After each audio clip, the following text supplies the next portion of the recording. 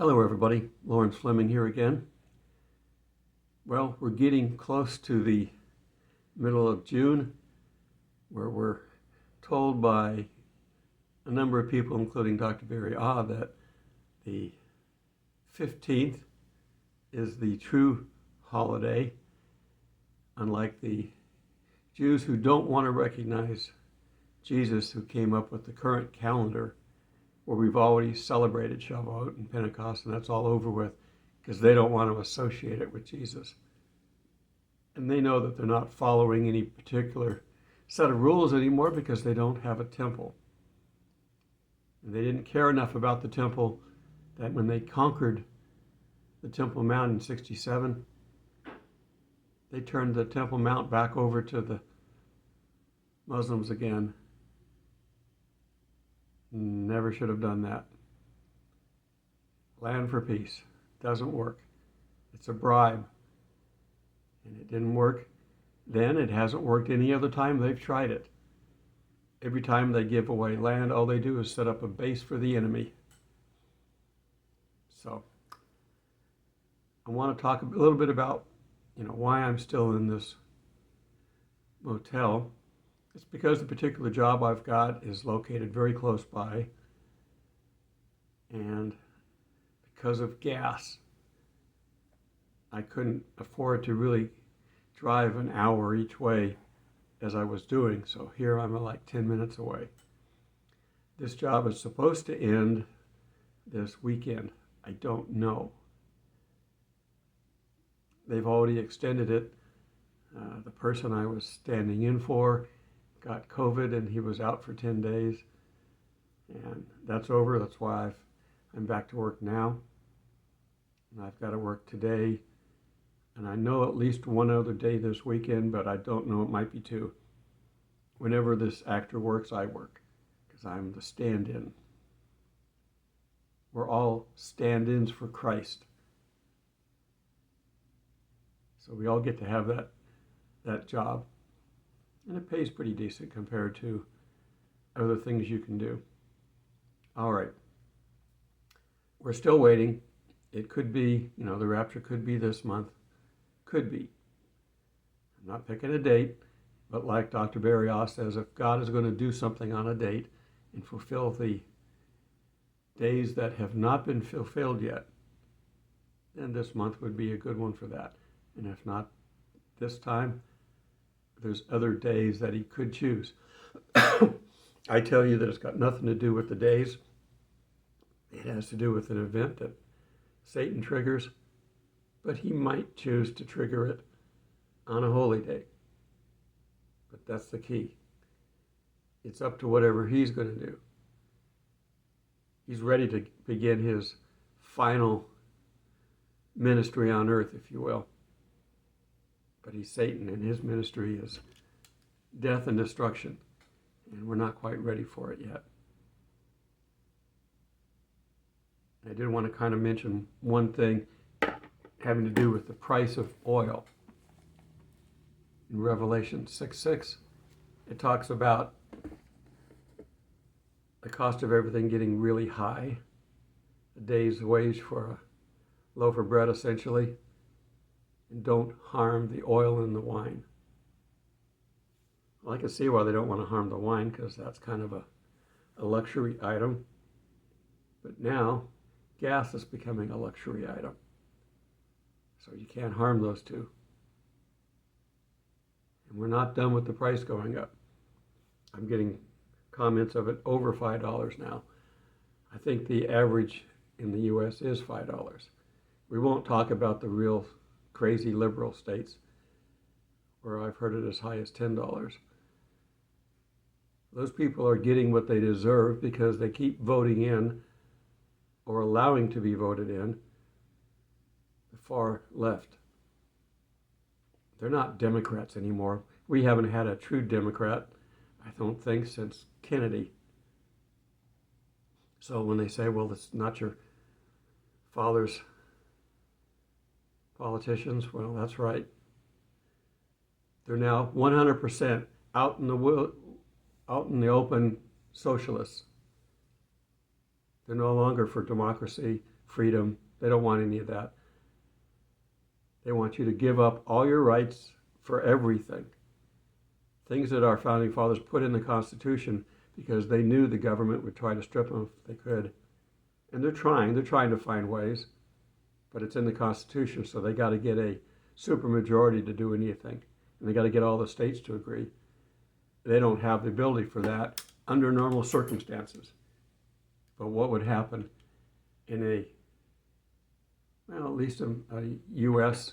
emergency? They've given themselves the ability now to predict what an emergency is. They could come out and say, oh my God, the sky is blue. We're declaring an emergency. And this is an emergency in such that we've never seen before. We're declaring martial law. They have the ability to do that now without anyone to stop them. They're going to have to come up with something legitimate for us to be able to buy into it. They're not going to come up and say the sky is blue, but they could. But they're going to come up with something legitimate. It may be a war. It may be something else. We don't know what they've got in mind. We know that they're planning something before the election, which is in November. They're going to basically kick things off if nobody else does, because they don't want to give up power, which is what it's all about. Let's see if I can get this message out since I'm not mentioning names without any errors. All right, we still got to behave ourselves while we're waiting. So I thought a good place to read would be from Galatians. We're going to be in Galatians 6, but you know about Galatians 5, where we have the fruits of the Spirit. You should have all these fruits to different degrees: love, joy, peace, long-suffering, kindness, goodness, faithfulness, gentleness, and self-control. If you've got those, then you're taking full advantage of the Spirit. Now, everybody should have them in some degree, but the degree has to do with how much you let the Spirit influence you and do things. So let's look to Galatians 6, and I'm going to start in verse 1. Brethren, if a man is overtaken in any trespass, sin, such a one, you who are spiritual, restore such a one in a spirit of gentleness, considering yourself, lest you be tempted. Don't be hitting people over the head. Don't be smacking them around. Kindness, gentleness, fruits of the Spirit, remember? Bear one another's burden, and so fulfill the law of Christ. For if anyone thinks himself to be something when he is nothing, he deceives himself.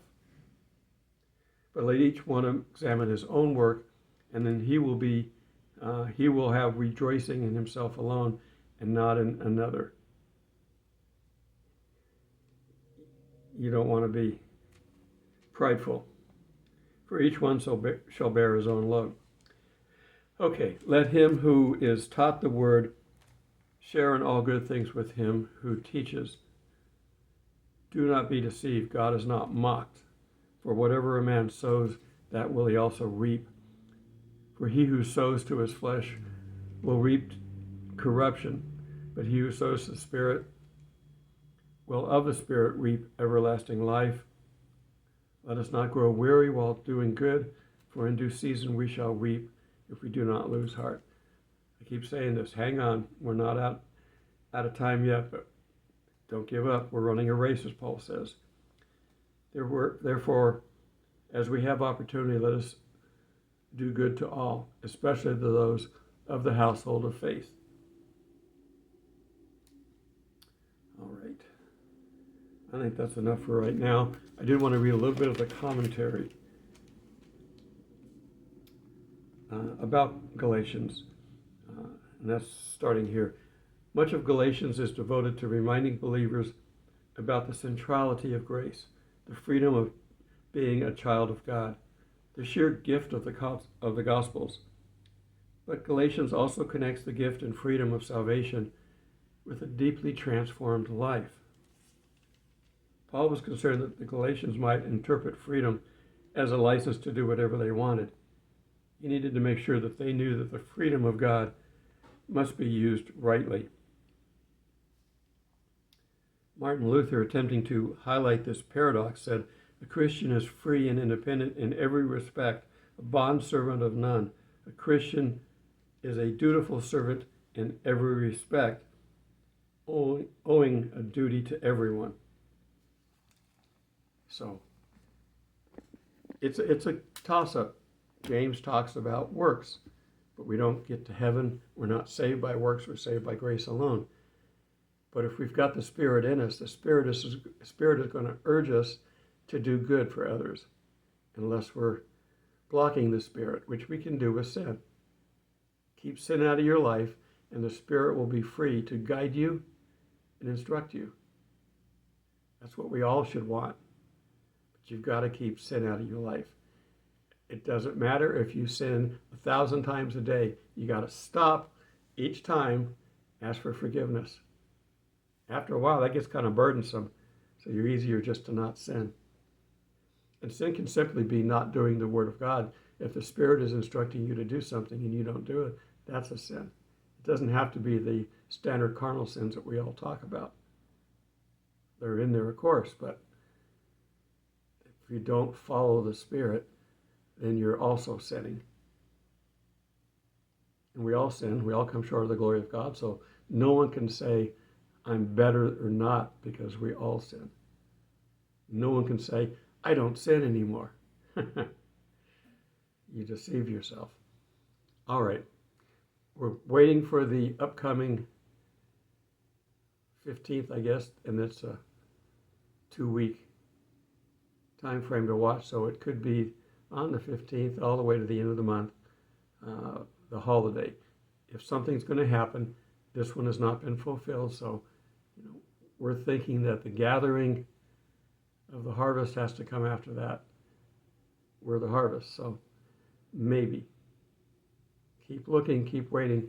We know things are getting worse around us. We know we're getting further and further into the birth pangs. We just don't know when.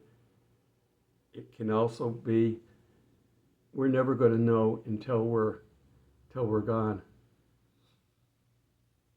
It's like the guy writing on the wall, I should be raptured soon, and then it goes up the wall. We don't know. But we have work to do, and there are people that need help. There are people that are not saved all over the world. So there's plenty of work to do. If you're sleeping, then you're not helping. Now, there's times we need rest. We all do. But there's time to work. We're supposed to work 6 days a week and rest on the 7th. Okay, well, and we also know from the early Bible that we have to toil in the soil. There's always free gifts of time. There's always ways to work to earn more money, which gives us more freedom. Money is not the catch-all to win all the battles, but it helps to live. We have to have it in this day and age, at least until they replace it with the digital currency. And I don't want to be around for that. I don't think you would do either. So keep on doing what you're doing. And I got to get back out. After this weekend, I got 2 more days. Then I got to get back out into the wilderness where I belong. I'm supposed to be like, not as. I'm not anywhere near. John the Baptist says he wasn't worthy to tie Jesus' sandals, so I'm not worthy to tie John's sandals. But I'm given the similar task. Repent, for the coming of the Lord is at hand. That's my job with this channel and this video, and I appreciate all of you who support me. I don't really like to have to put ads into this, but YouTube started it. They started putting ads in before I started collecting from it. I went ahead and monetized it so that they didn't get all the profit. I get some. and I'm not making a windfall. This barely covers the cost of internet, and that's all it does. If it ever gets to a point where it's making more, then maybe I'll be able to take you with me and travel to some foreign places, not just around the state. I still would like to get to my heritage country of Scotland and England and see all that over there, come across through the Mediterranean, see some of the sites that Paul visited, and eventually end up in Jerusalem. I don't have a whole lot of time with that, I can guarantee you that. So I'm not really looking forward to that. If God wills, He'll get me over there. But there's not a lot of time. There's not a lot of time until the rapture. There's not a lot of time until all hell breaks loose, literally. Yeah, we're getting a new heaven and earth, so I'll see it eventually anyway. And they're going to clean up Jerusalem with a new Jerusalem. I think what they've done by building all these sanctuaries over the top of holy sites, they've desecrated the holy sites. They're not holy anymore. I have no wish to see them. The countryside is still good. I like being outside. I don't care what kind of a building they've built over them. They've destroyed the feel of it, what the original people would have felt when they were there. There was a threshing floor up where the temple is, and it was purchased. They didn't take it. They purchased it, and they built the temple. And we're going to get a new temple at some point. Again, I hope I'm not here because the Antichrist is going to be instrumental in having it happen. And of course, as Christians, we know the temple's not necessary, but if it helps to unite all the chosen people, the Jews, if it helps to unite them and get them to focus on the 144,000, build 100 temples, whatever, I don't care. Do whatever it takes to get them focused. Most Jews are not worshiping God. They're there simply because of their DNA. So hopefully this will help unite them, because they need to be. All right. I hope you have a great weekend. I think this is going to go out Saturday. So I hope you have a great weekend, great week. We have about a week left until the middle of the month.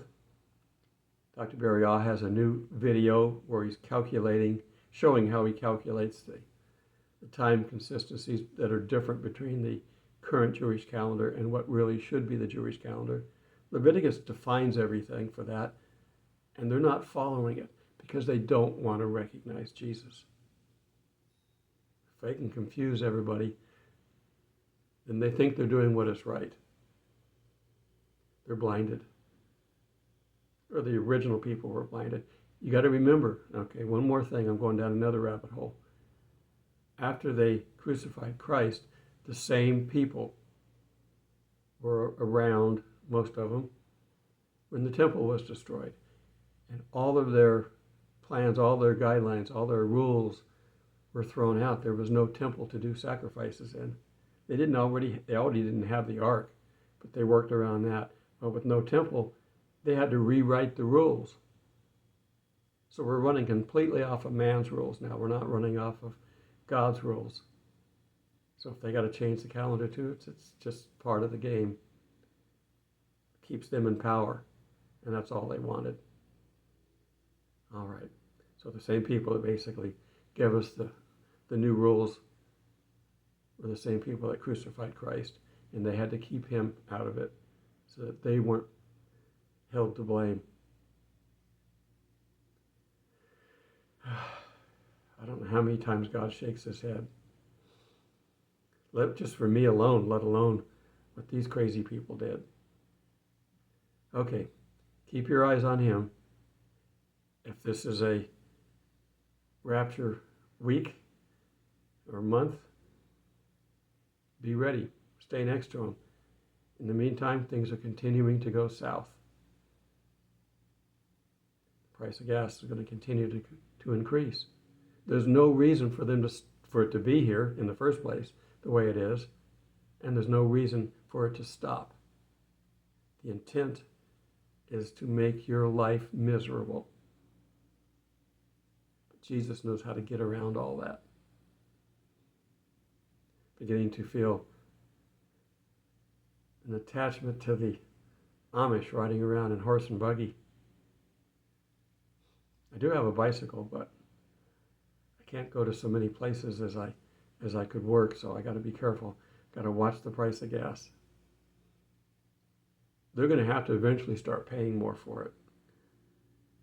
And I feel sorry for those that have to make their money off of use of gas, like the Uber and Grubhub and all the other things that are DoorDash and all those other ones that drive around. They're barely getting by. There's not enough compensation in the world to cover what they're doing to us. Okay. Have a great weekend. Shortly we shall be seeing each other in the clouds. God bless.